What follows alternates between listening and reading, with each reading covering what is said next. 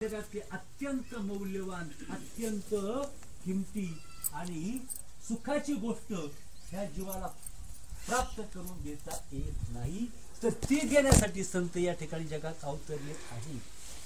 ते माणसासारखे दिसतात पण ते मनुष्य नसतात.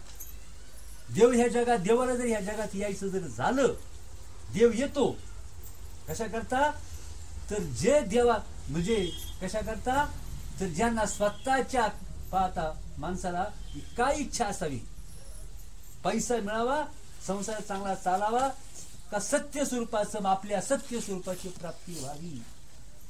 माणूस का म्हणतो, घरदार पैसा ही भ्रांती आहे, हा भ्रम आहे, यानं तुमचं हित नाही, यानं तुम्ही सुखी होणार नाही. आणि हे जर तुम्ही कधी जर राहिलात तर देह पडल्यानंतर तुम्हाला 84 लाख कोट्यावधी वर्ष मरण्याचं तुम्हाला दुःख भोगावं लागेल. हा माग आम्ही सहज विषय झाला टेम्पो मध्ये, माग कोट्यावधी वर्ष आपण कधीपासून आहोत आपल्याला माहिती आहे का. हा देह आहे, हा देह म्हणतात, या देहापेक्षा पुढचा जीव आहे नाही का. ह्या देहाचं आयुष्य किती, आपण देह सुद्धा नाही. देहामध्ये आणखी मौल्यवान वस्तू आहे, त्याला जीव म्हणतात. ह्या जीवापेक्षा आणखी मौल्यवान वस्तू आहे, त्याला आत्मा म्हणतात. आत्म्यापेक्षा आणखी मोठी गोष्ट आहे, त्याला परब्रह्म म्हणतात. ह्या जगामध्ये सत्य काय आहे आणि तुम्ही कोण आहात आणि तुमचं स्थान इथं काय आहे. लक्षात ठेवा, तुम्ही या जगात आलात, संसार करायला आला नाही, प्रपंच करायला आला. संसार करायचा नाही असा अर्थ नाही, प्रपंच करायचा नाही असा अर्थ नाही. म्हणजे ग्रामीण भागामध्ये पूर्वीच्या काळामध्ये उखळ असायचं. उखळ माहिती आहे तुम्हाला, विजयताई, उखळ असायचं. त्या उखळामध्ये एक खाली बसलेली असायची, एक उभी असायची आणि त्याच्यामध्ये ते कांडायची, बरोबर आहे ना. त्यामध्ये कांडायची. आणि आता जी वर उभी आहे ती काय करते, असं वरतो ते मुसळ असतं, एक खाली बसते आणि ती काय करते, शेजारी येते, शेजारीशी गप्पाही मारते, पाळण्यामध्ये पोरगा असते त्याला झोकाही देते. एका वेळेला कोणकोणती काम करते, पाळण्यातल्या पोराला झोकाही देते, शेजारीशी गप्पाही मारते, उखळामधलं बाहेर काढते, दुसरं उखळामध्ये टाकते, करते ना नाही का. एवढी कामं करते नाही का. कोण एका वेळेला किती कामं करते. मुसळ चालूच आहे बरं का, दणका, मुसळा दणका चालूच आहे. पाळण्याला झोका द्यायचा, शेजारीशी गप्पा मारायच्या, उखळामध्ये धान्य टाकायचं आणि ते सडलेलं बाहेर काढायचं. एवढं ते काम करत असतं. एका वेळेला एका सेकंदात सगळी कामं चालू असतात. पण तिचं महत्वाचं काय काम असतं की त्या मुसळाखाली हात सापडू नये, हे मोठं कौशल्य आहे. हात सापडला का सगळं मुसळ गेलं नाही का. एवढं करते, परंतु असं झटक्यात ती बाहेर काढते. आणि त्या झटक्यात मुसळ वर आलं का तेवढ्या झटक्यात ती ते धान्य बाहेर काढते, तेवढ्या झटक्यात आतमध्ये टाकते, परंतु हाताला धक्का बसून देत नाही. मग तशाच प्रकारे आपल्याला बोलायचं, चालायचं, कामधंदा करायचा, देहानं कामधंदा करायचा आणि चित्तानं आपलं चित्त दिलं, बुद्धी दिली, तुम्हाला बुद्धी दिली, आता सगळं देह दिलेलं आहे आपल्याला. ह्या 84 लाख युनिटून सुटायचे, जीव बुद्धीतून सुटायचे. देहाचं आयुष्य किती आहे, देहाचं आयुष्य 100 वर्ष, 70 वर्ष बाबा सांगायचे. काहींचं 10 वर्ष, काहींचं 20 वर्ष, काहींचं 30 वर्ष, काहींचं 50 वर्ष, काहींचं 80 वर्ष जगले. पण काही आले तसेच गेले, काही केलं का आयुष्यामध्ये नाही का. आणि तुम्ही कितीही मिळवा बरं का, कितीही मिळवा तर ते सगळं कसं आहे, ते सगळं व्यर्थ. देहाचं आयुष्य कसं आहे, 100 वर्ष आहे. त्यानंतर देहानंतर जीव आहे. जीवाचं आयुष्य किती आहे. तुम्ही देह नाहीत, हा देह जरी पडला, तुम्हाला सांगतो करे तुम्ही देहाचा तुमचा काही एक संबंध नाही. हे परमार्थ शास्त्र सांगतोय, तुम्ही देह नाहीत, तुमच्यामध्ये जीव आहे नाही का. तो जीव का झाला, तुम्ही तसं पाहिलं तर तुम्ही साक्षात ज्याला देव म्हणतात, तुम्ही केवढे आहात. दुःखाचा तुमच्या ठिकाणी संबंध नाही. तुमचं स्वरूप आनंद आहे, तुमचं स्वरूप सुख हे तुमचं स्वरूप आहे. तुमच्या ठिकाणी प्रचंड सामर्थ्य आहे, तुमच्या ठिकाणी खूप जबरदस्त शक्ती आहे. आनंदाचा समुद्र तुम्ही आहात. सुखाचा आकाशापेक्षा जास्त सुख तुम्ही आहात.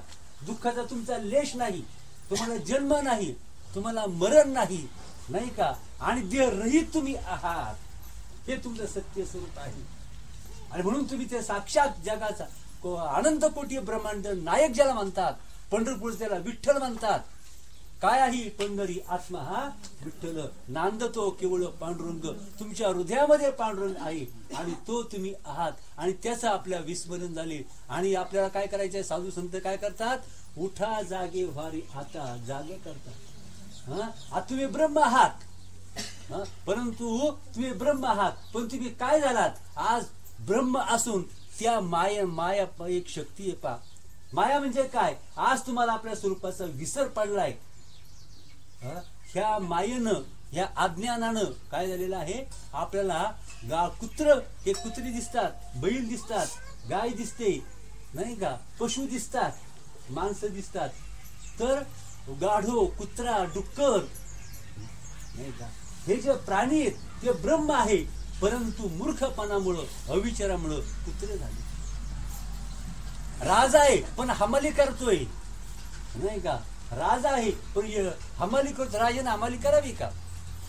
आपण नेहमी म्हणतो पहा, म्हणजे एक आपण म्हणतो आता आपला परमार्थ काय सांगतोय, सगळं आपल्याला काय करायचंय, मी आमका आमका नाही. परमार्थ सांगतो वर्म, मी आमका आमका नाही, मी कवडे सर नाही, मी बिहोरे भाऊ नाही, मी अंकुश नाही, मी मधु भाऊ नाही, तर मी जगाचा नियता. हे तुमचं स्वरूप. तुम्ही जन्म मरणारे नाहीत, तर जगाचं नियंत्रण करणारे तुम्ही आहात. आणि त्या स्वरूपाला काय करायचं आहे, आपल्या त्या स्वरूपाला आपल्याला प्राप्त करून घ्यायचं आहे. आणि ते कसं, तर आपल्या ते आत्मज्ञानाच्या साह्याने ते आपल्याला अज्ञान घालवायचंय आणि ते ज्ञान मिळवायचंय. आणि ते ज्ञान काय करतं, तुमचं दुःख नष्ट करतं आणि तुमचं अज्ञान नष्ट करतं आणि तुम्हाला सर्व व्यापक ते स्वरूप तुम्हाला आपल्याला ते प्राप्त करून देतं. आणि म्हणून पाहता तो जीव आहे, देह मरतो पण जीव कधीच मरत नाही. जीव कधी मरत नाही. आपल्याला वाटतं मी मेलो, देहा तिथं जातो, पण तो जो जीव एका देहातून दुसऱ्या देहात नेतो, दुसऱ्या देहातून तिसऱ्या देहामध्ये तो जातो. आणि मग तो 84 लक्ष योनीमध्ये फिरतो नाही का, आणि तो कधीच मरत नाही. तो जीव कधी मरत नाही. टक्के टोटके खातो, भयंकर दुःख भोगतो, हाल अपेष्टा भोगतो. किती वर्ष, कोट्यवधी वर्ष. हा फार महत्वाचा काळ आहे. ही वर्ष 2 वर्ष आहेत ना, फार महत्वाचा काळ आहे. आणि आता मी तुम्हाला उदाहरण सांगतो, पाहता विषय इतका व्यापक आहे, भयंकर व्यापक आहे. थोड्या वेळामध्ये काय सांगायचं, तर नदी असते, मी तुम्हाला सांगतो, नदी वाहत असते. नदी कोण येते, पाऊस पडतो, डोंगरामध्ये पाऊस पडतो, ती नदी वाहत वाहत वाहत वाहत पुढे जाते, समुद्राला जाऊन मिळते. जिथून आली तिथे जाते आणि ती अखंड वाहत असते, रात्रंदिवस ती वाहत असते. आणि ती कुठे जात असते, आपल्या मूळ स्थानाकडे नदी जात असते. पाण्याला सुद्धा अक्कल आहे. त्याला कोण रस्ता दाखवत, ती नदी कोणी तयार केली, आपोआप ते पाणी बरोबर समुद्राला जाऊन मिळतं नाही का. हा रात्रंदिवस वाहत असतं. म्हणून आपल्याला रात्रंदिवस काय करायचं आहे, रात्रंदिवस परमार्थ करायचा आहे. आता ती नदी समुद्राला जाऊन मिळाली, समुद्राला जाऊन मिळाली. आता समुद्राला जाऊन मिळाल्यानंतर त्या नदीला कोणी, समुद्राला मिळाली, आता तिला नदी कोणी म्हणतं का, आता ती नदी राहिली नाही. आता ती काय झाली, समुद्र झाली. परंतु जोपर्यंत समुद्राला मिळत नाही तोपर्यंत ती नदीच आहे. मग तुम्ही जोपर्यंत अज्ञान, आता पहा आपल्या ठिकाणी अज्ञान आहे, आता अवघड विषय नाही घेत, जोपर्यंत सोपा विषय सांगतो, जोपर्यंत नदी समुद्राला मिळत नाही तोपर्यंत ती नदी आहे. नदी समुद्राला मिळाली की ती नदी राहत नाही, ती समुद्र होते नाही का. आता तिला कोणी नदी म्हणत नाही, आणि जोपर्यंत समुद्राला मिळाली नाही तोपर्यंत तिला कोणी समुद्र म्हणत नाही. तसं जोपर्यंत तुमचं अज्ञान जात नाही, अज्ञान गेलं का तुम्हाला जीव कोणी म्हणणार नाही आणि तुम्ही पण जीव नाहीत. आणि अज्ञान जर असेल तर तुम्ही ईश्वर नाही, तर तुम्ही ब्रह्म नाही. आणि अज्ञानाची खूण काय आहे पहा, तुम्हाला सांगतो. आणि सुख कशामध्ये आहे आणि दुःख कशामुळे आहे. रात्री अंधार असतो आणि दिवसा प्रकाश असतो नाही का. मग तसं ब्रह्माच्या ठिकाणी, देवाच्या ठिकाणी केवळ सुख आहे, ज्ञान आहे. पाहिजे सांगितलं, तैसा हृदयामध्ये मी राम नाही का, सर्व सुखाचा आराम. मग भ्रांताशी का विषयावरी, तुम्हाला सगळी सुख तुमच्या जवळ आहे. मग तुम्हाला बाहेर जायचं कारण काय, बाहेर जायचं सुखासाठी बाहेर जायचं कारण नाही. मग आता जिला घरामध्ये सगळं मिळतंय तिला बाहेर जायचं काही कारण आहे का. आणि म्हणून आता काय म्हणायचं आहे, तुमचं अज्ञान संपलं, इच्छा संपला, वासना संपल्या, कल्पना संपल्या रे संपल्या का मग मी माझं संपलं का तो मनुष्य राहत नाही, तो जीव राहत नाही, नाही का? मग तो काय होतो? तो साक्षात परब्रह्म स्वरूप होतो. मग त्याला कळतं, आपल्या भूक लागली कळते, तहान लागली कळते, नाही का? सुख कळतं, दुःख कळतं, अपमान कळतो, आनंद कळतो, हे सगळं कळतं. पण मी कोण आहे? कळू नये. मग मी देह नाही, मी जीव नाही, मी सर्व व्यापक आहे. मीठ समुद्रामध्ये टाकलं, एवढं मीठ आहे समुद्रामध्ये टाकलं, आता काढावरती बाहेर परत मिळवता येतं का? मीठ समुद्रामध्ये गेलं ते वेगळं करता येत नाही, नाही का? वेगळं करता येत नाही. मग ते काय झालं? समुद्र आलं. केवढं होतं? एवढं होतं. आता केवढं झालं? समुद्र एवढं झालं. काय झालं? अहो ते पहिलं तेच होतं. ते समुद्र का झालं? मीठ समुद्र का झालं? ते पहिलंही समुद्रच होतं. म्हणून आता समुद्र होतं म्हणूनच समुद्र झालं. तुम्ही ब्रह्म का होणार आहात? तुम्ही मूळचे ब्रह्मच आहात आणि म्हणून तुम्ही ब्रह्म होणार आहात. तुम्हाला साधी गोष्ट सांगतो. तुम्ही कुऱ्हाड माहिती? तुम्हाला कुऱ्हाड, कुऱ्हाडीचं काम काय आहे? ते झाड तोडायचं, नाही का? ही झाडं समोरची झाडं तोडायची, हे कुऱ्हाडीचं काम आहे. आणि त्या कुऱ्हाडी जर तुम्ही सपासप हे झाड तोडता येणार का? नाही. परंतु ती कुऱ्हाड जर दगडावर चालवली 2-4 दिवस आणि झाड तोडायला गेली, ते झाड तुटेल का? मग जी कुऱ्हाड म्हणजे कुऱ्हाड दगडावर चालवली ती झाड तोडण्याच्या लायकीची राहिली नाही, बोथट झाली ती. मग संसाराच्या वासनेनं बोथट झालेली बुद्धी परब्रह्माची प्राप्ती करायला लायक राहते का? नाही का? ती बुद्धी का? तिला साध बारीकशी करंगळी एवढी फांदी सुद्धा तुटणार नाही. आधी ती कुऱ्हाडमध्ये ताकद किती आहे? मोठमोठी जंगलीची जंगल ती कुऱ्हाड साफ करते, पण त्या बारकी फांदी तिला तोडता येत नाही. काय झाली? ती दगडावर चालवली म्हणून ती काय झाली? शक्तीहीन झाली. तसं सांसारिक वासनांनी आपली बुद्धी काय झाली? बोथळ झाली आणि ती आता परब्रह्माच्या प्राप्तीला लायक राहणार नाही, नाही का? राहणार नाही. आणि म्हणून कसं आहे तर आपण म्हणतो तर तू आणि खरं कोण आहात तर त्याला श्रेष्ठ अनुभूती काय? मी कोण आहे? अरे तू मी कोणाचा? याच्याकरता माणसानं करावं काय? कामधंदा करा, नाही असं नाही, सगळा कामधंदा करा, संसार करा, पण मी कोण आहे याचा शोध घ्यायचा. आणि परमार्थाकरता काय करायचं आहे? पण ज्याला आत्मज्ञानाची प्राप्ती करून घ्यायची आहे, आत्मज्ञानाची प्राप्ती करून घ्यायची, तो मूर्तिकार असतो का? मूर्तिकार काय करतो? एखादा दगड असतो, तो दगड घडवतो. लक्षात घ्या बरं का? मूर्तिकार दगड घडवतो. तो दगड कुठं? ते रानावनामध्ये पडलेला असतो. मूर्तिकाराला तो दगड सापडतो. मूर्तिकार काय म्हणतो? अरे हा दगड चांगला आहे. मग तो मूर्तिकार काय करतो? तिथंच हातोडा घेतो, छिन्नी घेतो आणि घडवायला सुरुवात करतो. आता त्या काय करतो? त्या दगडाची मूर्ती तयार करतो. तो मूर्तिकार मूर्ती तयार करतो आणि मग ती सुंदर मूर्ती तयार होते. मूर्ती कशी होते? सुंदर मूर्ती तयार होते. मग आता पहिला काय होता? दगड होता. आता काय झाली? मूर्ती झाली, दगडाची मूर्ती झाली.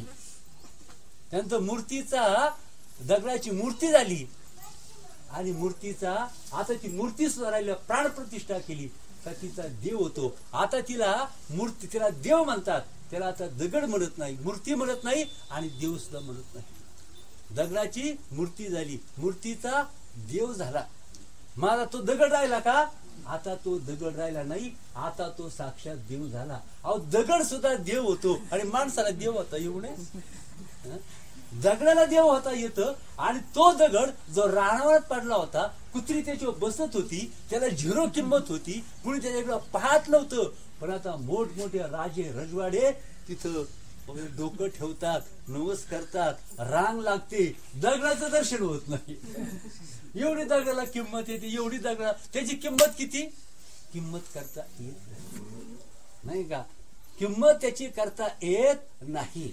आणि मग आता पण एक हे पहा, तुम्हाला मी सांगतो, दगडाची आता ती देव झाला, दगडाचा देव झाला, आपोआप झाला का? कुणी केला का? तिथे दगड पाडला होता आणि दुसरी अचानक त्याची मूर्ती घडली?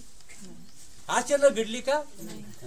मग अचानक नाही. मूर्तिकाराला तो दगड सापडला, मूर्तिकार आणि तो दगड यांचं ऐक्य झालं आणि त्या दगडाची मूर्ती झाली. तसं हा सुद्धा दगड आहे, हा दगड आहे. परंतु संतांच्या ताब्यात सापडला, त्या दोघांचं काय झालं, त्या दोघांचं ऐक्य जर झालं नाही का.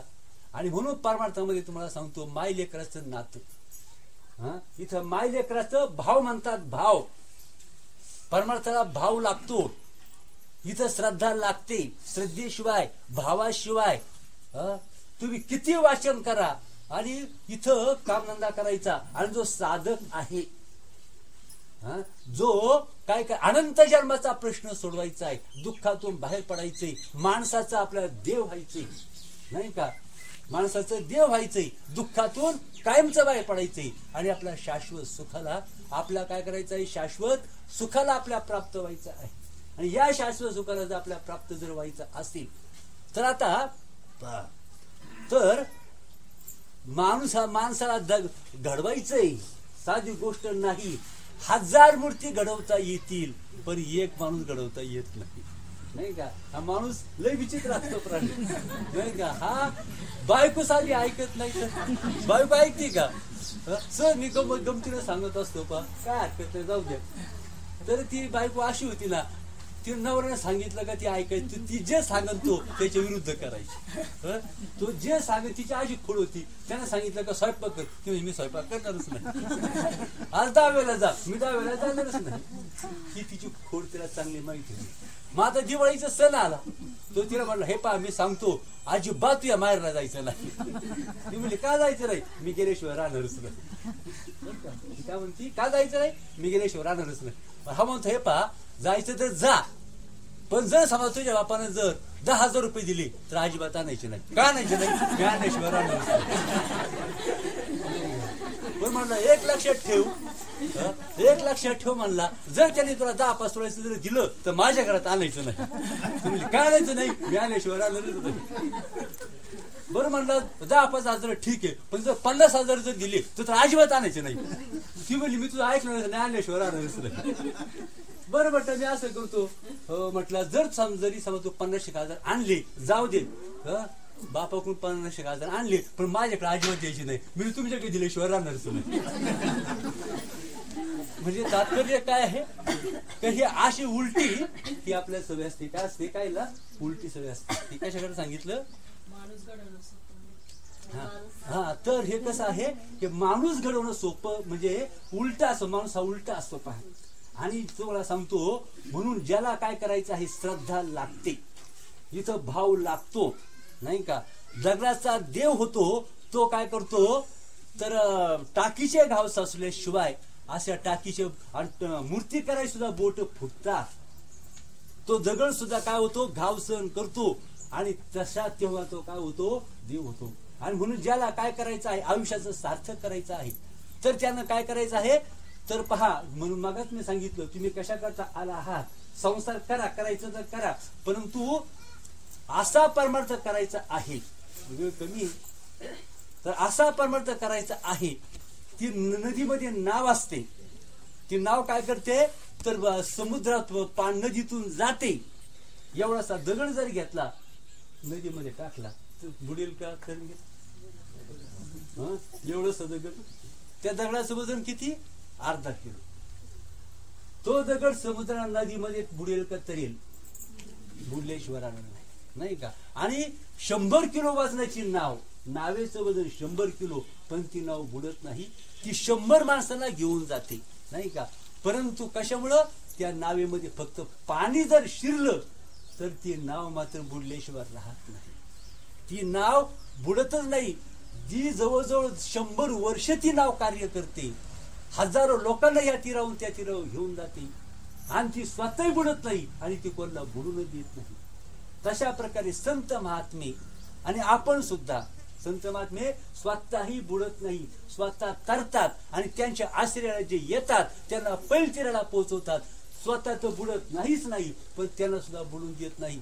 तिला जी बुडते, डॉक्टर असतो पेशंटला मरूनच देत नाही, तसे संत असतात ते आपल्या शिष्याला 84 लाख मध्ये पडून देत नाही, त्याला दुःखातून बाहेर काढतात, स्वरूपाची प्राप्ती करून देतात. सगळ्यात देवाचं वर्णन, देवाचं ऐश्वर, संतांचं ऐश्वर. म्हणून देवा इतकं तुम्हाला सांगतो, आपण लक्षामध्ये घ्यायचं, आयुष्य जगायचंय, डोळ झाकून जगायचं नाही, अविचारानं जगायचं नाही, मूर्खासारखं जगायचं नाही. आपलं तुम्हाला माहित आहे का, इथं माऊलीने एक ओवी टाकली, तुमच्या आतमध्ये तुम्हाला माहित आहे का, हृदयवाच्या परिवरी लोह्या रुतल्या हाती सहस्रवरी ते बैसून उपवास करी कदरी तुझी. म्हणजे जमिनीमध्ये हजारो सोन्याच्या कड्याचा माल आहे. हे घर आहे, कोणाचं घर आहे? संगीताचं घर आहे, नाही का? इथं या घराखाली हजारो सोन्याच्या कड्यांचा माल आहे. किती? हजारो सोन्याच्या कड्या, परंतु त्या माहीत नाहीत. आहे कामाच्या आहेत का सोन्याच्या कड्या? बर, कुणीतरी सांगितलं, खात्रीला कळलं का तुमच्या घरामध्ये खाली पण 10 फुटावर सोन्याच्या कढाया आहेत. कळलं? आहे उपयोग आहे का? तुम्हाला सांगतो, जिथं सोनं आहे तिथं सर्प असतो. त्या सोन्याच्या रक्षणासाठी आधी त्या सर्पाला मारायचं आणि मग त्या सोन्याची प्राप्ती करून घ्यायची. त्याला अत्यंत प्रभावी असा मांत्रिक लागतो, जाणकार लागतो, तो सोन्याची प्राप्ती करून देतो. दृष्टांत कशाकडे सांगितला? तुमच्या ठिकाणी किती सुख आहे तुम्हाला माहित नाही. आपण एवढे मूर्ख आहोत, नाईलाजाने बोलायची पाळी येते. तुमचं स्वरूप तुम्हाला माहित नाही, तुमची शक्ती तुम्हाला माहित नाही, तुमचं ऐश्वर्य तुम्हाला माहित नाही, तुमची श्रीमंती तुम्हाला माहित नाही, तुमचा आनंद तुम्हाला माहित नाही, तुमचं सुख तुम्हाला माहित नाही, तुमचं सामर्थ्य तुम्हाला माहित नाही.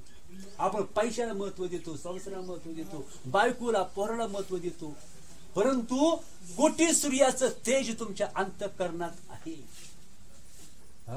हजारो सूर्याचा प्रकाश तुमच्या अंतःकरणात आहे. ज्ञानाचा आनंदाचा समुद्र तुमच्या अंतःकरणात आहे. आकाशात मावणार नाही एवढं सुख तुमच्या अंतःकरणात आहे. मग तू पैशात सुख पाहता, बायकोत मध्ये अडकता, घरादारामध्ये अडकता, लाड्या लबाड्या त्याच्या करता आणि खऱ्या सुखाला तू प्राप्त नाही का? खऱ्या सुखाला मग इथं तुमच्या हृदयामध्ये साक्षात विश्वाचा अधिपती वास्तव्य करतोय. ज्ञानाच्या रूपानं, आनंदाच्या रूपानं, सामर्थ्याच्या रूपानं मुलगी आहे. श्रीमंताच्या घरात दिली, ते घर जिल्ह्यात इतकं श्रीमंत आहे आणि सुखी आहे, पण हिला त्या घरात राहता येत नाही, खाता येत नाही. आणि म्हणून काय करते? ठिगळीची लुगडी घालती आणि रोजंदारी काम करते. अशीच आपली तरा झालेली आहे.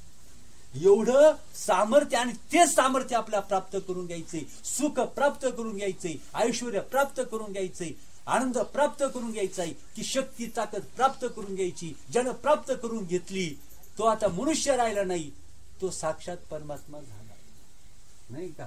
म्हणून इथं तर काय करायचं आहे? हृदयवाच्या परिवरी लोह्या रुतले अतिसुश्रुत. तुमच्या ठिकाणी कोट्यवधी रुपये असू द्या, आणि तुम्हाला सांगतो दुःख आणि सुख सांगतो तुम्हाला, तुमचं खरं स्वरूप आनंद आहे. दुःख जगात कुठंच नाही. नावाला सुद्धा दुःख नाही, औषधाला सुद्धा दुःख नाही, दुःखाचं नाव सुद्धा नाही, परंतु रात्रंदिवस आपण बोंबलून राहिलो, ठाय ठाय हाय हाय हाय हाय हाय हाय करतो. काय हाय करतो आपण?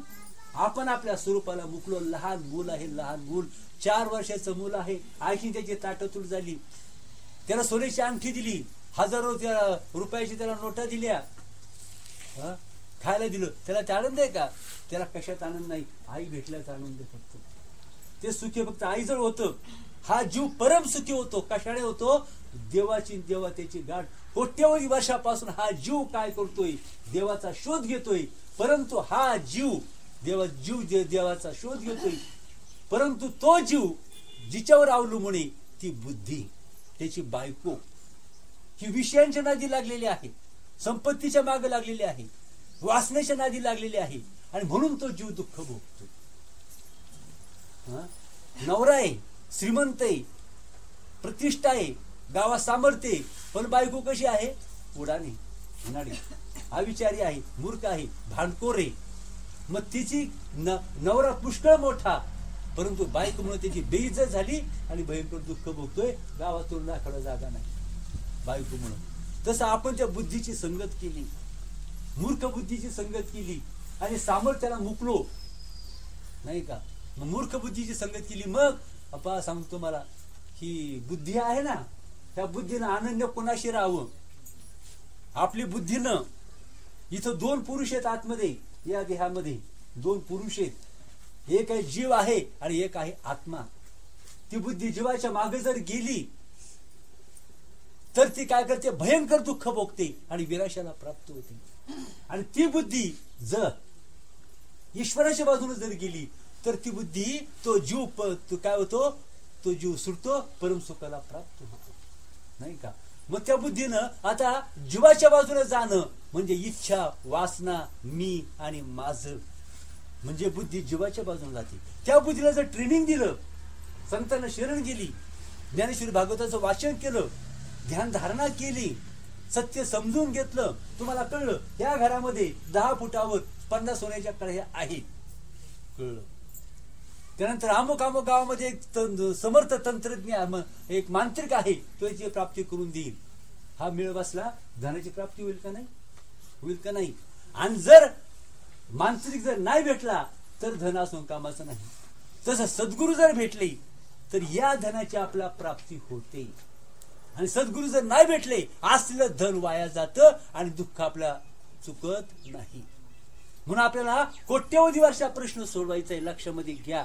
मनुष्य देहाची किंमत जेवढी देवाची किंमत किती, मनुष्य देहाची किंमत किती आहे, ह्या विश्वाची जेवढी किंमत आहे त्याच्यापेक्षा नरदेहाची किंमत जास्त आहे. या नरदेहाची किंमतच करता येत नाही. आपल्या पडतं का आपण देव आहोत. आमदार काय करता, खासदार काय करता, मंत्री काय करता, राष्ट्रपती काय करता, राजा काय करता, चक्रवर्ती राजा काय करता, इंद्रचंद्र देवांना काय करता, एवढं तुमचं ऐश्वर्य आहे. पण ते ऐश्वर्याला प्राप्त होण्याकरता संतांच्या मार्गाने जायचंय, हा परमार्थ समजून घ्यायचा आहे. ज्ञान काय अज्ञान काय समजून घ्यायचं आहे. आणि त्याच्यासाठी संत अविना प्राप्ती नाही, ऐसे वेद देते ग्वाही. परंतु मी ते बुद्धीचं सांगत होतो, मग त्या बुद्धीनं कोणाच्या बाजून जावं, तर ती बुद्धी पाहता, ती बुद्धी जर शास्त्राचं संतांचं सानिध्य त्या बुद्धीला मिळालं, ती बुद्धी जर ज्ञानी जर बुद्धी जर झाली, मग ती बुद्धी काय करते, ती बुद्धी काय करते, मग आता पण थोडासा अवघड विषय निघाला पण गेलाच नाही. मग ती बुद्धी म्हणते, पहा तुम्हाला एक माहिती आहे का, तुम्ही काका म्हणत असाल नाही का, राही रखुमाबाई तुम्हा येऊ द्या दया, शेजे हरवणी जागे करा देव राया, नाही का. देव आहे मी दुसरा, जागे करा रुक्मिणीवरा. मग देव आतमध्ये आहे, तो झोपलाय, मग त्याला जाग करायचं. त्याला काय करायचं आहे, राजा आहे आणि तो झोपला आणि सैन्य आलं, हल्ला केला, राज्य जिंकून घेतलं, राजा झोपला, काय उपयोग आहे. राजा आहे पण नाही का, राजा आहे पण काय उपयोग आहे. तसं आपल्यातला परमात्मा काय करायचा आहे, आपण तो जागा करायचा आहे, परमात्मा जागा करायचा आहे. म्हणजे ही जीवदशा असतं, ही जीव अज्ञान. आता मी अज्ञान म्हणजे काय, ज्ञान म्हणजे काय, मी कोण आहे व्यवस्थित कळणं, नाही का. भ्रांती जाणं, भ्रम जाणं. तसं जर पाहिलं, तुम्हाला सांगतो ना, अखंड एक रस, हे जग नावाला कुठंच दिसत नाही. हीच भ्रांती, मी देह आणि हे जग आणि हा जीव आणि हे जन्म मरण आणि हे मी आणि माझं, हा सगळा भ्रम, हा तसं पाहिलं अखंड एक रस आनंद घन सर्व व्यापक असा ज्ञानाचा समुद्र असं प्रकट आहे, नाही का. खरं स्वरूप आनंदच आहे, दुःख इतकं नावाला नाही. परंतु काय झालेलं आहे, आपण त्या दुःखाची आपली आनंदाची आपली ताटातूट झाली आणि आपण दुःखाला प्राप्त झालो आहोत. म्हणून याच्याकरता काय सांगितलं आहे, संसार करा, कामधंदा करा, नाव कशी पाहिजे, नदी सोडायची पण त्यात पाणी शिरून द्यायचं नाही. तसं आपण संसार करायचा पण चित्तात संसार जाऊन द्यायचा नाही. नावेत नसं पाणी जाऊन द्यायचं नाही ना. मग तुम्हाला सांगतो, अहो ज्ञानेश्वरीमध्ये पण आता तसं काय ना, तर चित्ताचा विषय व्हायला पाहिजे. हजारो परमार्थ करतात, लाखो परमार्थ करतात, लाखो परमार्थ करतात, परंतु त्याच्यातून किती सुटतात, तो किती सुटतात. नावेमध्ये जेवढे बसतात तर तेवढे पहिले तिला जातील का नाही नावे बरोबर. पण मध्ये जर उडी जर टाकली तर, आणि नावे जर बसलेच नाही तर, नावे ते बसले मग एक काही नावे बसतच नाही आणि काही मध्येच उडी टाकतात, ते पहिले तिला पोहोचत नाही. तसं संत संग फार महत्वाचा आहे. ज्याला हे करायचं आहे त्यानं, खरा साधक ज्याला म्हणतो तो साधक, त्याला साधक म्हणतात. ज्यानं काय केलेलं आहे, देहाचं तादात्म्य सोडलं. शेंगदाणे माहिती का तुम्हाला? शेंगा भुईमुगाच्या शेंगा, भुईमुगाच्या शेंगा असतात. इथं सार काय असार काय शोधून घ्यायचे, सत्य काय असत्य काय शोधून घ्यायचे, चांगलं काय वाईट काय शोधून घ्यायचे, काय करावं आणि काय करू नये हे ज्याला कळतं त्याला विवेक म्हणतात. हा विवेक तुम्हाला जन्म मृत्यू टाळतो, ब्रह्म करतो. ज्याच्या ठिकाणी विवेक आहे तो सुखाला, ज्ञानाला, ब्रह्माला प्राप्त होतो. ज्याच्या ठिकाणी विवेक नाही तो किती परमार्थ करतो परंतु दुःखातून, अज्ञानातून त्याची सुटका होत नाही आणि शेवटी 84 लक्ष युनिमध्ये सापडतो. नाही का? तो शेवटी काय होतो? 84 लक्ष युनिमध्ये सापडतो.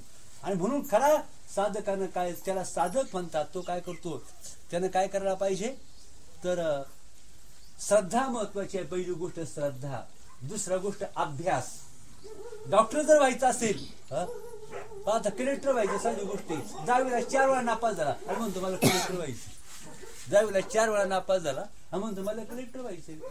ग्रामपंचायतीमध्ये आतापर्यंत 10 वेळा पडला आणि म्हणतो मला पंतप्रधान व्हायचं.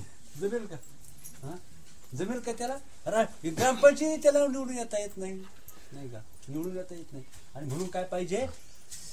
नित्य साधक तोच असतो. आणि पूर्ण, आता मोक्ष तुम्हाला सांगतो. मोक्ष बराच विषय आहे. मोक्ष म्हणजे काय?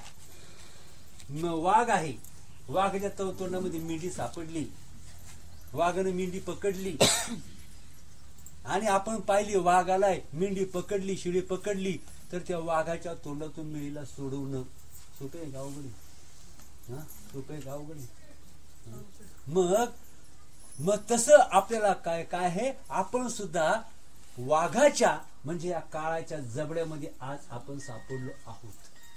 मग असा कोण बहादर आहे का वाघाच्या तोंडातून मेंढीला सोडून आणील? असा कोण बहादर आहे?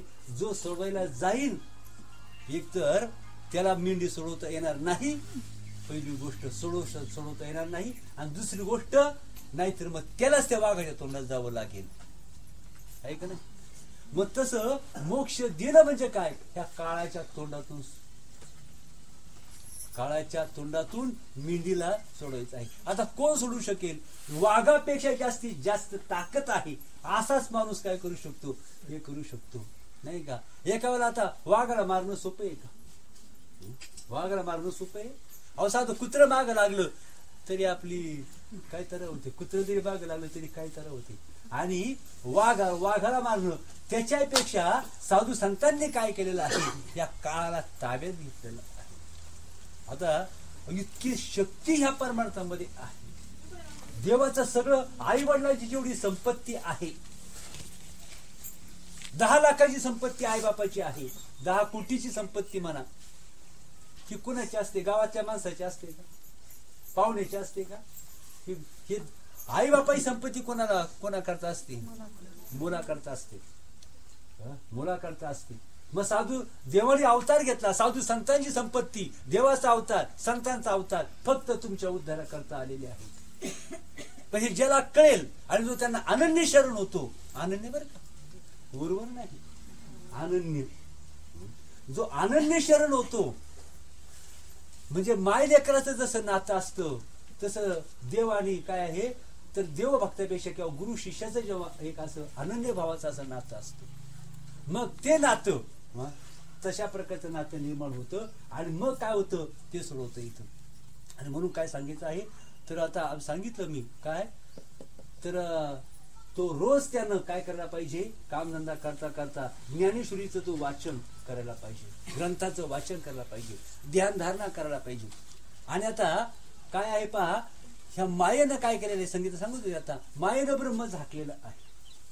आपलं ब्रह्म का माहित नाही, परमात्मा का माहित नाही, आपलं सुख का माहित नाही. जसं राजा आहे, त्या राजाला झोप लागली, राजाला झोप लागली आणि त्याला स्वप्न पडलं, भिकारी झाला आणि भयंकर दुःख भोगू लागला. भयंकर दुःख भोगतोय, प्रत्यक्ष दुःख भोगतोय तो, पण आता तो प्रत्यक्ष ते दुःख खरं आहे का? तो राजा आहे पण त्या राजापणाचा झोप काय करते, त्याला राजा आहे याचा विसर पाडते आणि त्याला भिकारी बनवते आणि दुःख भोगायला लावते. सेम असाच प्रकार झालेला आहे. म्हणूनच असाच प्रकार झालेला आहे. राजा आहे नाही का. परंतु पलंगावर झोपला, पण त्याला स्वप्न पडलं आपण भिकारी आहोत आणि भयंकर दुर्दशा 60-70 वर्षाचं आयुष्य त्यानं जगलं. तुकडा मिळाला, कुत्री मागं लागतात, भिकारी त्रास देतात, खायला मिळत नाही, 2-4 पोरं आहेत, झोपडपट्टीत कशी तरी जागा मिळाली. म्हणतो काय दुःख बघतोय, कधी माझी याच्यातून सुटका होईल. आणि त्याला काय झालं तर झोपडपट्टीमध्ये चांगल्या 3 नंबरचं त्याला घर गव्हर्नमेंट कोण त्याला मिळालं. म्हणतो माझ्यासारखा भाग्याचा कोणी, माझ्यासारखा मोठा या भाग्याचा कोणी नाही. त्या गल्लीमध्ये मला थाटात चालतो का. 3 नंबरचा रूम मिळाली ना झोपडपट्टीमध्ये, नाही का. पण होता काय, राजपणाचा विसर पडला, वैभवाचा विसर पडला आणि नसलेलं दुःख तो भोगला. तसं आता तो भिकारी आहे हे खोटं आणि राजा आहे हे त्याला कधी कळेल, जागा झाला तर त्याचं भिकारीपणाचं दुःख जाईल आणि राजपणाचं वैभव त्याला प्राप्त होईल. पण तेवढ्या करता जाग व्हायला पाहिजे. तसं आपण सुद्धा झोपलोय आणि हे जगरूपी स्वप्न आपल्याला पडलेलं आहे आणि मी त्याच्यामध्ये कवडेसर आहे आणि माझी 2 मुलं आहेत आणि घरदार आहे आणि भयंकर मोठी संकटावर संकट, डोंगरासारखी संकट कोसळत आहे. काय करावं सांगतो, नाही का. मग आता हे जेव्हा आता परंतु कधी आहे, हे जे दुःख कधी टळेल आणि हे आज हे अज्ञानी झोप आहे, अज्ञानाची झोप आहे आणि ह्या संसार, प्रपंच आणि जग तुम्हाला सांगतो ना. आता हे सुद्धा खरं आहे का तुम्हाला सांगतो. आता एवढा वेळ नाही सांगायला, इतका सुंदर विषय आहे, विचारता सोय नाही. आणि यालाच अज्ञान म्हणतात, यालाच अज्ञान म्हणतात. अहो तर जर पाहिलं तुम्ही आता सुद्धा ब्रह्म आहात, पण तुम्हाला विसर पडला, तुमचं ब्रह्मस्वरूप हरपलं आणि आपण काय झालो, हे जग स्वप्नात निर्माण झालं आणि आपण त्यात कोणी निर्माण झालो. याच्यात जाग झालं, काही जगरूपी स्वप्न संपलं, मी कवडेसरी संपलं, मी आमकाम काही संपलं आणि मूळचं वैभव राजासारखं त्याला प्राप्त झालं. पण जाग व्हायला पाहिजे. आणि आता जो झोपलेला आहे त्याला कोणीतरी उठवल्याशिवाय जागा होईल का होतो, नाही तर झोप, त्याची झोप कधी व्हायची, कुंभकर्णाची झोप होती 6 महिने. ही झोप केवढ्याची आहे तुम्हाला सांगू का, ती झोप 6 तासाची 8 तासाची असते. आणि ही झोप कितीची आहे तुम्हाला माहिती आहे का, ही झोप किती वेळेची आहे, हजारो वर्षांची ही झोप आहे. मुचकुंद राजा होता, मुचकुंद राजा माहिती आहे का, आता किती काळ झोपला होता, ते आता हजारो वर्ष तो झोपला होता, जाऊ तो विषय जात नाही. ही झोप, अज्ञान रूपी झोप हजारो नाही लाखो वर्षांची आहे. आज आपण झोपेत आहोत, आपण ब्रह्म असून झोपेत आहोत आणि जगरूपी स्वप्न पडलेलं आहे आणि एकामागून एक दुःखाचे डोंगर आपण कोसळत आहेत आणि ते दुःख सहन करतो आणि याला सत्य समजतो. याच्याकरता कोणीतरी झोपेतून उठवणारा लागतो. कृष्णांजन एक वेळा डोळा घालिता आढळ, तिमिर दुःख गेले फिटले भ्रांतीचे पडळ. आणि मग काय होतात, साधू संत येतात. आणि आता तुम्हाला सांगतो, दिवा आपला एखादा जो झोपलाय त्याला उठवायचं, कामाला जायचंय, उठवायला पाहिजे की नको. आता उठवावं, कोणी जो झोपलाय त्यानं उठवावं का जागा आहे त्यानं उठवावं. जो झोपलाय तो उठू शकत नाही. आणि इथं आपण आता तुम्हाला सांगतो, हे 2 खांब आहेत, हाती दृष्टी दावीजे साक्षात, हाती देईजे पदार्थ, नाही का. किंवा तो जया ते वास पाये ती सुखाची सृष्टी होईल, नाही का. साक्षात मोक्ष हातात देतो. सद्गुरू काय करतात, साक्षात मोक्ष हातात देतात. आणि जो जागा आहे तो झोपलेला उठवू शकतो, जो झोपलेला आहे तो उठवू शकत नाही. ज्याच्या इच्छा वासना मी माझं सद्गुरू मोक्ष देतात, सद्गुरू मोक्ष देतात. तो मोक्ष तुमच्या जो कधीपर्यंत थांबतो, जोपर्यंत तुम्ही, तुला सांगतो, तुम्ही ब्रह्मच आहात पण तुम्हाला जीव झालात. तुम्ही जीव काय झालात, तुम्ही मी आणि माझं म्हटलं म्हणून तुम्ही काय झालात, जीव. मी आणि माझं टाकून दिलं तर तुम्हाला हे कोण म्हणेल, तुम्हाला जीव कोण म्हणेल. मी माझं टाकलं तुम्हाला जीव कोण म्हणेल. सद्गुरू तुम्हाला मोक्ष देतात, परंतु तुम्ही जोपर्यंत मी म्हणत नाही तोपर्यंत मोक्ष तुमच्या तो थांबतो. तुम्ही मी म्हटलं का मोक्ष आता तुम्ही सांगतो. तुम्ही मी तरी का म्हणता, तुम्हाला हौस आहे का मी म्हणायची. आपला रोग यावा, रोगाची कोणाला हौस आहे का, आपल्या घरावर दरोडा पडावा हे कोण हौश आहे का? घराला आग लावावी कोणाला हौश आहे का? पण घडतं. तसं दुःख भोगावं कोणाला हौश आहे का? जन्म मरण मृत्यू यावा, हात तुटावा पाय तुटावा कोणाला वाटतं का? पण ते घडतं नाही का? मग तशा प्रकारे म्हणून तर हे मी आणि माझं तरी का म्हणतो, अजून आपल्या बुद्धीमध्ये मी कळणार नाही म्हणून ह्याला तो काय म्हणतो. आता मी केवढा आहे तुला उदाहरण सांगतो. 100 मीटरचं कापड आहे, 100 मीटरचं कापड त्याचे 100 तुकडे केले. खरं कापड केवढं होतं? एवढं मोठं कापड 100 मीटरचं, पण त्याचे 100 तुकडे झाले. तसं सगळ्यांचा मी हा एकच आहे. आपण त्याचे तुकडे तुकडे केले आणि तो मी हा मी हा मी हा मी ते तुकडे झाले. आणि त्यामुळं काय झालं, तुकडे तुकडे झाले ना. मी खऱ्या एकच मी आहे, पण त्याचे 1000 तुकडे करून टाकले आणि त्यातला एक तुकडा म्हणजे मी आहे नाही का? मग सगळे तुकडे जेव्हा जोडले जातील तेव्हा तो एक मी झाला. आणि एक मी जेव्हा होतो तो मी सगळ्यात मी असावा, पण तो केवढा असावा तर जगापेक्षा मोठा असावा, तो खरा मी. आणि एवढासा हा मी. काय समजतो? ओळखलं का? मला माहित आहे का मी कोण आहे? हा एवढासा तुकडा समजायचा. हा काय आहे? हा तुकडा आहे. मग तुकडे चांगले आहेत का? माणसाचा हे असे जे आपण म्हणतो 3 पावारी 2 पावारी 4 पावारी हे असे तुकडे असावेत का? 100 एकर एकत्र असावं का? 4 पावारी असाव्यात? शेतकरी मंडळी तुम्ही नाना 4 पावारी असाव्यात का? 100 एकर एकत्र असावं? मग सगळ्यांचा मिळून जो मी तो शुद्ध मी सत्य मी. आणि त्यात समुद्र ताकद जास्त असते. समुद्रामध्ये किती समुद्रामध्ये ताकद आहे ना. आता बादलीभर पाणी घेतलं समुद्रातलं, आज मीच बोलणार आहे जाऊ दे नाही का? तर समुद्रातलं पाणी समुद्र आहे, समुद्रात ताकद किती आहे? किती आहे समुद्रामध्ये ताकद? समुद्रामध्ये समुद्र उसळू द्या, गावाची गावं सुनामी झाली होती ना, सुनामी झाली होती. अहो नुसता एक भूकंप होऊ द्या काही शिल्लक राहणार नाही. परमात्म्याची ताकद आहे नाही का? परमात्म्याची एवढी ताकद आहे. मग समुद्रामध्ये ताकद आहे. परंतु बादलीभर पाणी घेतलं समुद्रातलं, तो समुद्रच आहे का नाही? बादलीभर पाणी समुद्र घेतलं, तो समुद्र आहे का नाही? आहे. पण त्यात काही ताकद आहे की? ताकद आहे का?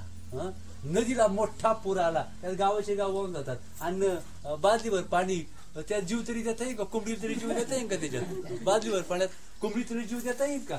एक जण निघाला म्हणजे मी जीवच घेतो कुठं? हांड्यावर पाण्यात जीव द्यायला निघाला. बायको म्हणतो मी चाललो जीव द्यायला, म्हणजे बादली तुळी मारतोय.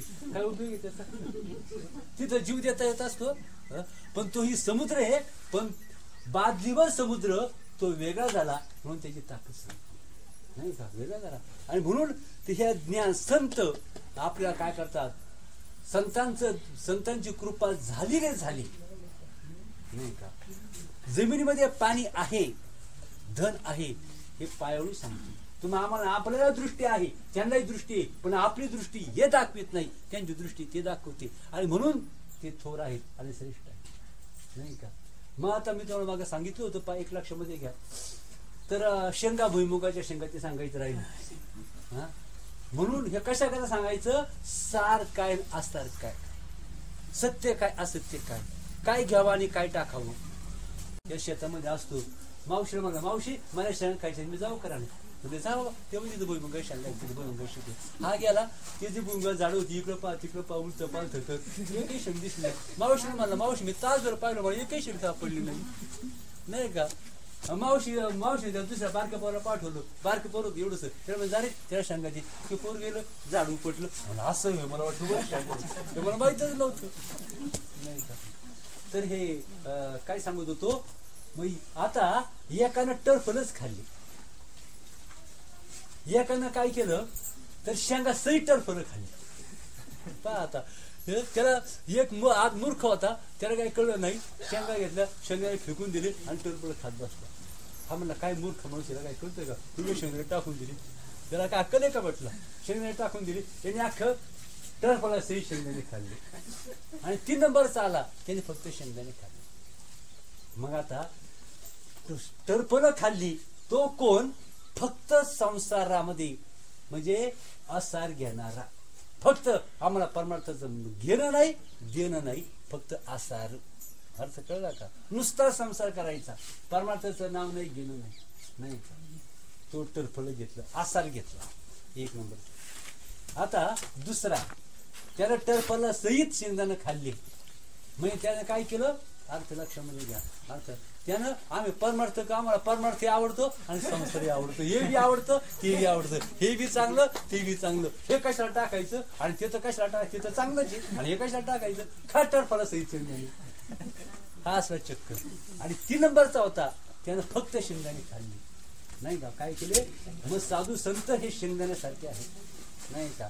आणि अर्धवट परमार्थ करणारे हे कसे आहेत?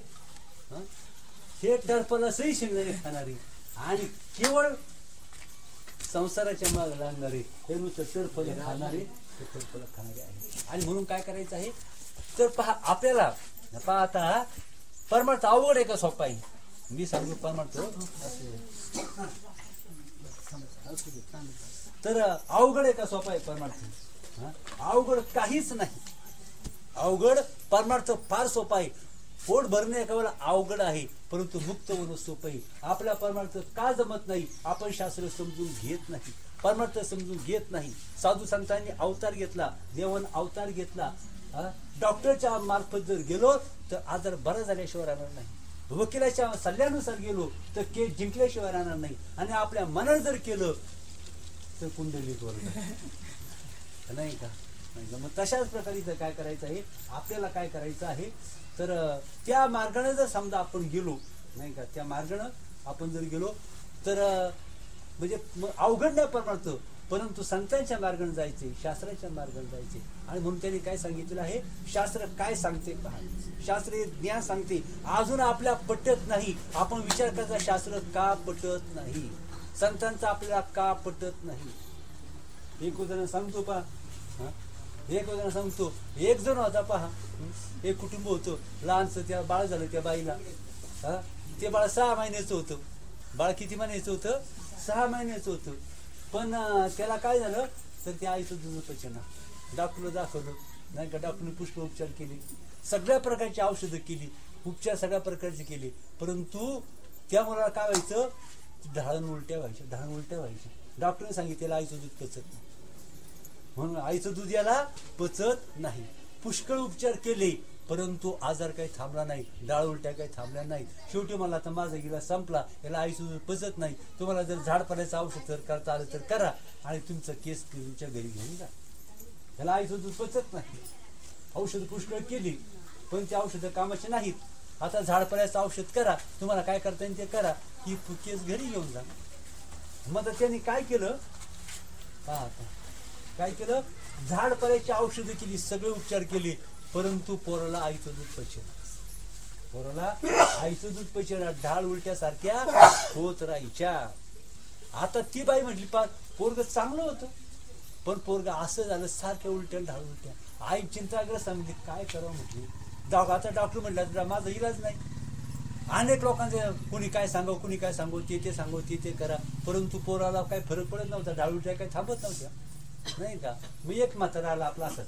तुम्हाला खा ग बाई, लई चिंताग्रस्त काय झाली? म्हणजे बाबा पाहिलं गे, पूर्व कस झाले, लई चांगली तब्येत होती, पण आज झाली. म्हणजे काय झालं? मग त्याला माझं दूधच पचत नाही. डॉक्टरने सांगितलं आई दूध पचत नाही. म्हणजे मग चांगली औषध, म्हणजे भारी औषधं केली. नाही तो डॉक्टर केला, नाही ती औषधं केली, पण त्याला गुणच येत नाही. म्हणला बाई तू एक करते का? मी तो 1 उपाय सांगतो. म्हणला आपल्या गावाकडे, त्या गावाच्या बाहेर कुंभारवाडा आहे, त्या कुंभारवाड्यात त्या कुंभाराची गाडी घेऊन आलेली, आणि तिचं दूध ह्या पोराला देऊन पहा फरक पडतो का काय? त्या गाढवीचं दूध ह्या पोराला देऊन पहा. 7 दिवस दूध दे म्हटलं, तू प्रयत्न तर कर म्हटलं, पाऊस जमतं का एवढं तर करून पहा म्हटलं, हे येड्याचं ऐक म्हटलं.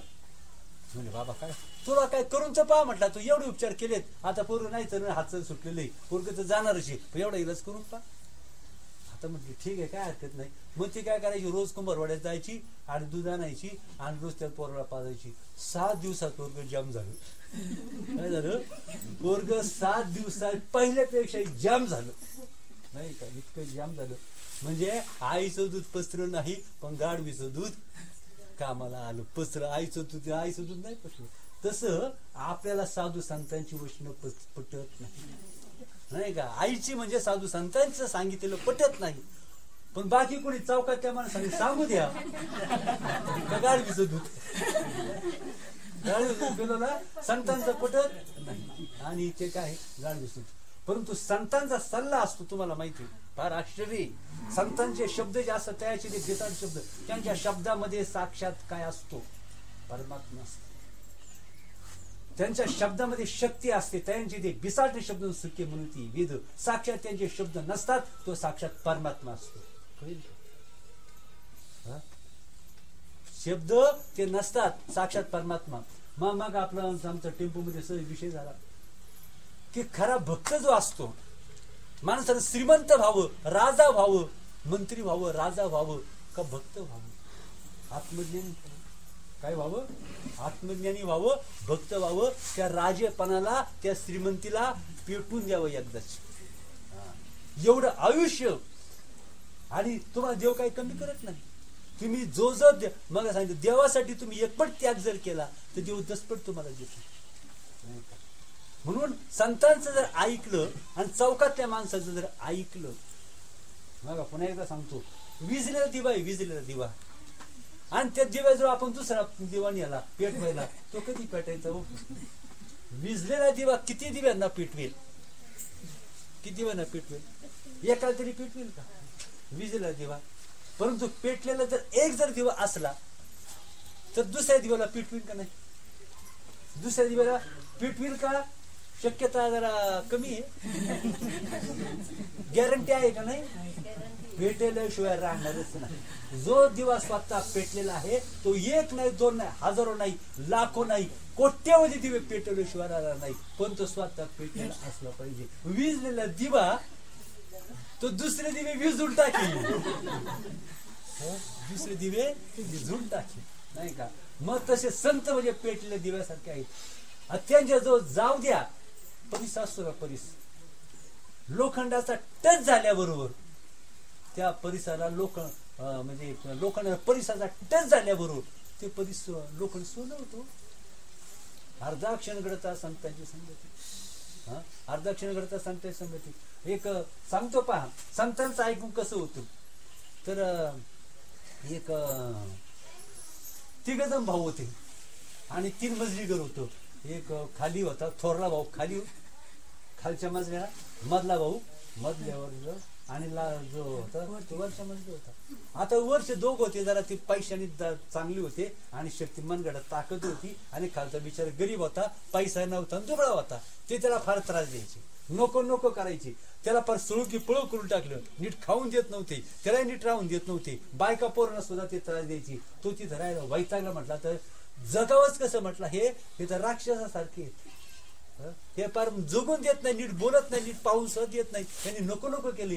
पोरं सुद्धा जागी जीवावरती मुठीत धरून जगतात. जगावंच कसं? काय करावं म्हटलं, हे दोघा भावांना करावंच काय? बरं गरिबी पडली, कुठं जाता राहायला? मग चौकातल्या माणसाकडे गेला. एका म्हटला मला पण नको नको केले ह्या दोघ भावांले, बदमाश आहेत म्हणलं, गुंडे राहून घेत नाही, काय करू?